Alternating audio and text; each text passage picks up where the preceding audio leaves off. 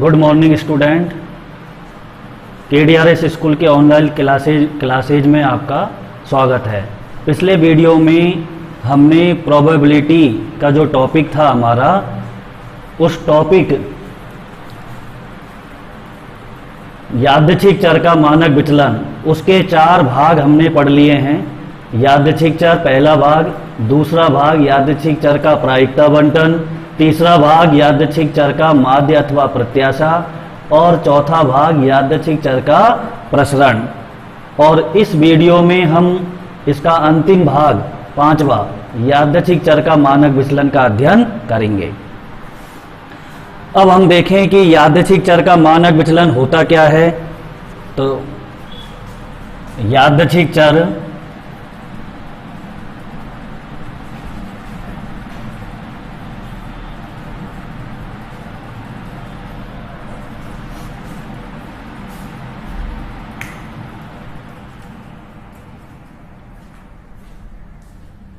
यादृच्छिक चर के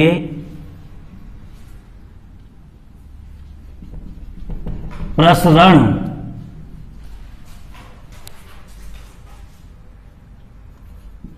का वर्गमूल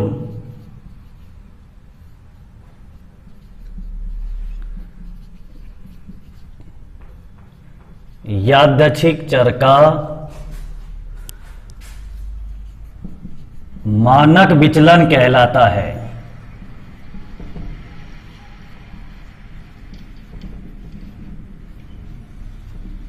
जिसे सिग्मा से व्यक्त करते हैं।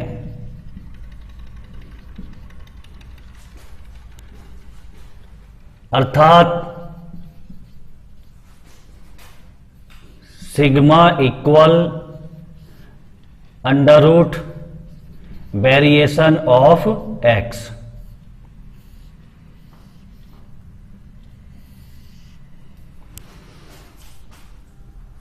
तो क्या बन गया?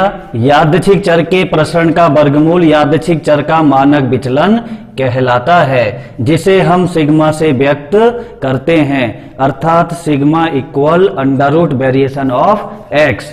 जैसे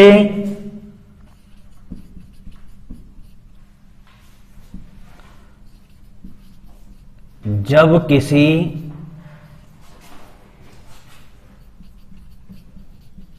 सिक्के को 2 बार उछाला जाता है तथा कैपिटल X प्राप्त चितों की संख्या को व्यक्त करे, प्राप्त चितों की संख्या को व्यक्त करे, तब नंबर फर्स्ट, पिछले वीडियो में हमने x के संभावित मान प्राप्त किए थे। x के संभावित मान क्या प्राप्त किए थे? 0, 1 और 2। फिर हमने प्रायिकता बंटन प्राप्त किया था।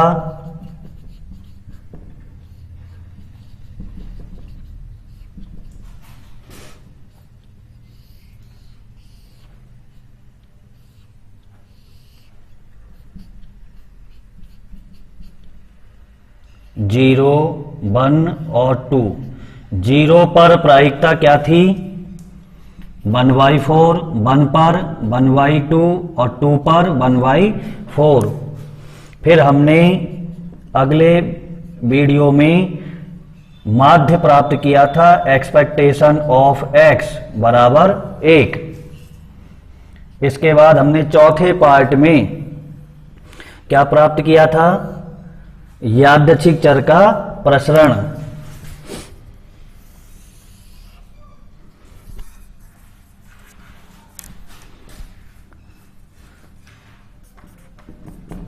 प्रसरण यानी वेरिएशन ऑफ एक्स। ये प्राप्त किया था हमने कितना 1/2। और अब हमें प्राप्त करना है क्या, सिग्मा मानक विचलन। तो सिग्मा हमें क्या प्राप्त होगा, सिग्मा का सूत्र है variation of x. Variation of x 1/2 को हम लिख सकते हैं 0.5, जो 0.5 यानी 0.5 का वर्गमूल हमें निकालना है।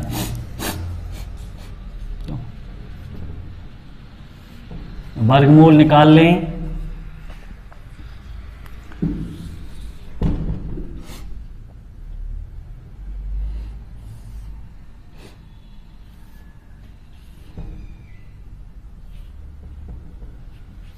तो दशमलव के बाद हम कितनी भी जीरो लगा सकते हैं। दशमलव के बाद दो दो अंकों का समूह बनाएं और फिर एक ऐसे अंक का चयन करें जिसका वर्ग इस पहले समूह से कम या बराबर हो। तो ऐसा अंक है 7, कि 7 का वर्ग कितना हो गया, 7 का स्क्वायर 49।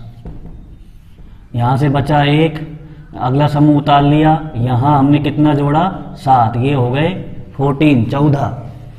और जब हम नया अंक यहाँ लेते हैं 14 के आगे तो ये बन जाता है 141, 141। तो 141 ये कम रह गया, तो यहाँ पर क्या करना पड़ेगा, हमें अगला समूह उतारना पड़ेगा। तो अगला समूह उतारेंगे तो हम क्या करेंगे, यहाँ पर एक 0 लगाएं, यहाँ भी एक 0, और फिर अगला समूह उतारें। अब अगला अंक लगाएं हम यहाँ पे कितना, ऐसा अंक का चयन करें जिसको इसी पूरी संख्या से गुणा करने पर उसका मान इस 10,000 से कम आए या बराबर। तो 7 से गुणा करें 49, 7 चौकू 28, 2 7 एकम 7 और 2 9, ये आ गया, ये कम रह गया। तो ये आ गया हमारे पास वर्गमूल कितना आ गया, 0.700। ये आपका आंसर। इस प्रकार से हमारा ये 5वां टॉपिक कंप्लीट होता है। एक बार टैली करें हम, क्या है, यादृच्छिक चर का मानक विचलन। यादृच्छिक चर के प्रसरण का वर्गमूल यादृच्छिक चर का मानक विचलन कहलाता है, जिसे हम सिग्मा से व्यक्त करते हैं। तो sigma equal under root variation of X, इसी को हमने गणितीय रूप में लिखा है। एग्जाम्पल वही चल रहा है हमारा, पिछले वीडियो में जो चल रहा था। मैंने पहले भी कहा था आपसे कि हम एक ही एग्जाम्पल को हम 5 पार्टों में शामिल करेंगे, यानी वो एक ही क्वेश्चन बन जाएगा।